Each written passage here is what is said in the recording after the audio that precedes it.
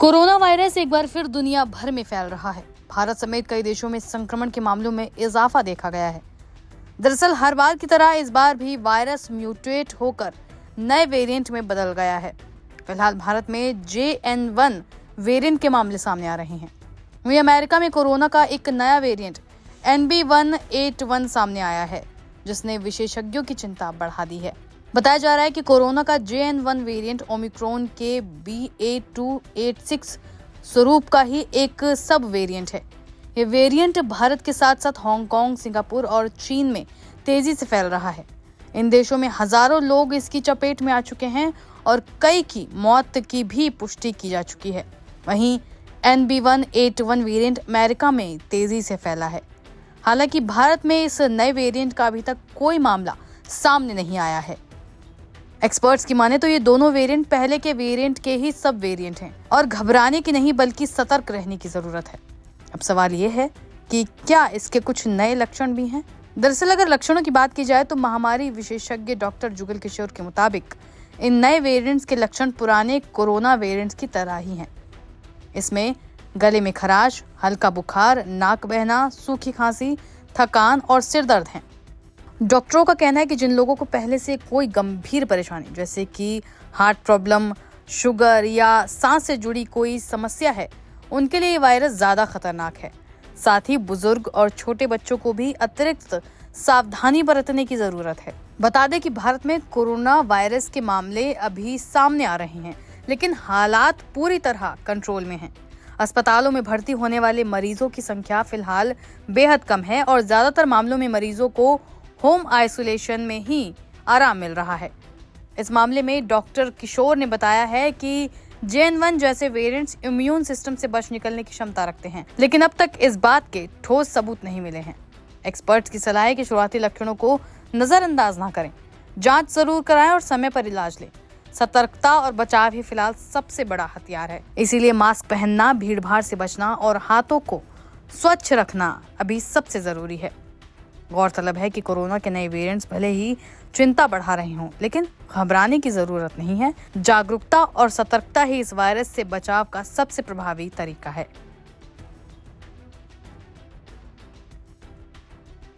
अगर हम current situation की बात करें तो अभी जो सिचुएशन है, आपको लगता है कि वरीसम सिचुएशन है? और टेस्टिंग की बात करें, साथ में जो केसेस आए, लगभग 1000 के आसपास केसेस आए हैं, तो करंट सिनेरियो जो है वो क्या है इसका? करंट सिनेरियो ये है कि कुछ केसेस में इंक्रीज़ हुआ है। कई पार्ट्स, कई देश के भागों में, पहले साउथ में, वेस्ट में, और अब कुछ केसेस बाकी कंट्री के पार्ट में आए हैं। लेकिन अगर मैं आपसे ये कहूँ, इस समय कोई वरी करने की इतनी कोई ज़रूरत नहीं है। सिर्फ विजिलेंट रहने की ज़रूरत है। जब भी कोई केस आते हैं, कोविड के केस बढ़ते हैं, हम 3 चीज़ें उसमें ध्यान से देखते हैं। पहला कि कितना ट्रांसमिशन हो रहा है, कितनी तेज़ी से केस बढ़ रहे हैं। दूसरा कि क्या वो इम्यूनिटी को अवॉइड कर रहा है, जो पहले से हमारी नेचुरल इम्यूनिटी बनी है और जो वैक्सीन्स हमें लगी हैं, उसके बावजूद भी वैक्सीन की इम्यूनिटी बहुत इवेड हो रही है। तीसरी जो सबसे ज़रूरी चीज़ है, इन दोनों से भी ज़्यादा, वो ये है कि क्या जो हमारी सिवेरिटी अभी की इन्फेक्शंस की है, क्या वो पहले से ज़्यादा है, या जैसे ओमिक्रॉन की थी, जैसे चल रही थी, उसी तरह से लो सिवेरिटी के केसेस हैं, जिसमें कि ज़्यादातर केस एसिम्प्टोमेटिक या जो माइल्ड सिम्टम्स के साथ होते हैं वह है कि नहीं। तो ये 3 चीज़ें हम देखते हैं उससे पहले के कहने के कि किसी चीज़ को वरी करने की ज़रूरत है। तो ये अभी तक इस तरह से ये अंडर मॉनिटरिंग है। इसमें इस वक्त कोई बहुत बड़े कंसर्न की ज़रूरत नहीं है, लेकिन हम उसको मॉनिटर कर रहे हैं और साथ साथ जो जो चीज़ें चाहिए उसके लिए तैयारी कर रहे हैं। हमने सीक्वेंसिंग, तीसरी चीज़ होती है कि हम देखना चाहेंगे कि कौन सा वेरिएंट आया है, क्या वो कोई अलग वेरिएंट तो नहीं है। तो जो वेरिएंट्स अभी तक साउथ और वेस्ट इंडिया के थे, वो जो हमने कुछ वेरिएंट सीक्वेंस किए हैं, उसके हिसाब से ये वेरिएंट्स जो हैं वो ज़्यादा सीवियर नहीं हैं पुराने ओमिक्रॉन वेरिएंट से। ये 4 वेरिएंट्स हैं जो हमें मिले हैं। LF7 सीरीज़ है, XFG सीरीज़ है, JN1 सीरीज़ है और NB 1.8.1 इन दैट ऑर्डर, ये हमें मिले हैं। अब बाकी जगह के भी सैंपल्स को हम सीक्वेंस लगातार कर रहे हैं और अगले रिजल्ट्स 1-2 दिन में आ जाएंगे। उससे ये पता चलेगा कि कोई नया वेरिएंट तो नहीं है, लेकिन जो सबसे इम्पॉर्टेंट चीज़ मॉनिटरिंग की होती है वो ये है कि व्हाट इज़ द सिवियरिटी, कितना सिवियर केसेस हो रहे हैं।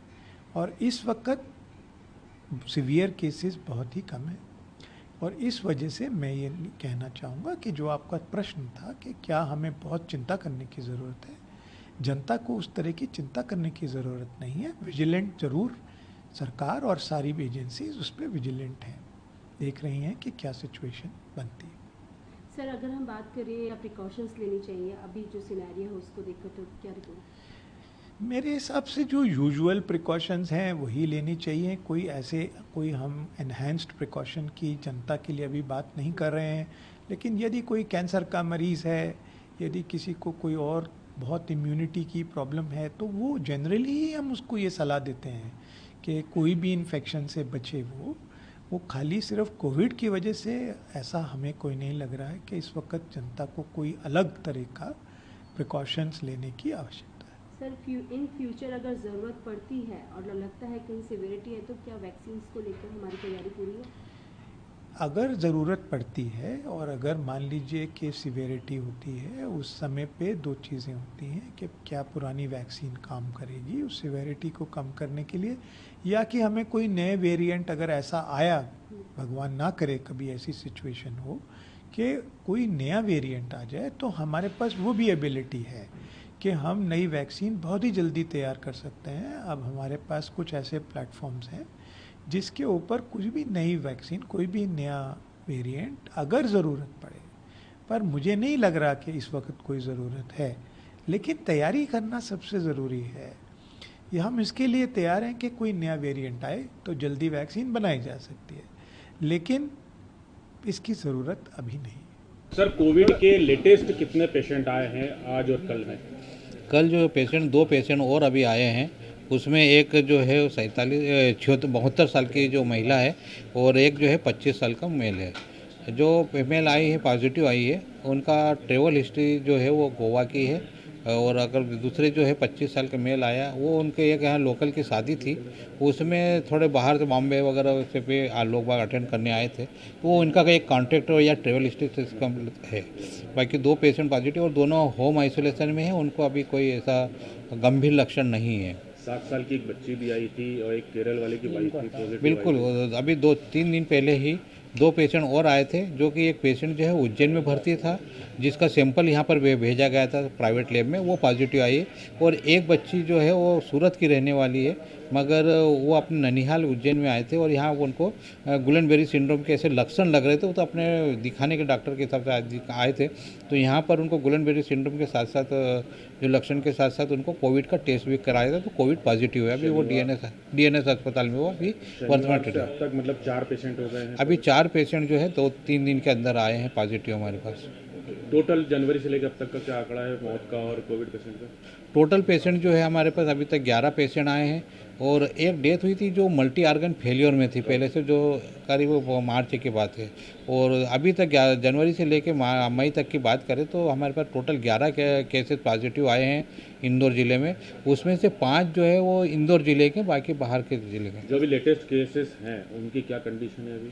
वो बिल्कुल दोनों केसेस जो आए हैं वो बिल्कुल होम आइसोलेशन में ही है और उनको ऐसे कोई गंभीर लक्षण नहीं है। उनकी कॉन्टैक्ट ट्रेसिंग वगैरह? बिल्कुल कॉन्टैक्ट ट्रेसिंग आज हमारी टीम जाएगी और पूरा उनका कॉन्टैक्ट ट्रेसिंग जो भी थे उनके सबके कॉन्टैक्ट ट्रेसिंग करेंगे और उनके अगर कहीं किसी को सैंपल ऐसे लक्षण मिलते हैं, सिम्टम्स मिलते हैं, तो उनके भी सैंपल लिया जाएगा और उनकी भी जाँच कराई केरल वाला जो आया था उसकी पत्नी को भी पॉजिटिव आया है?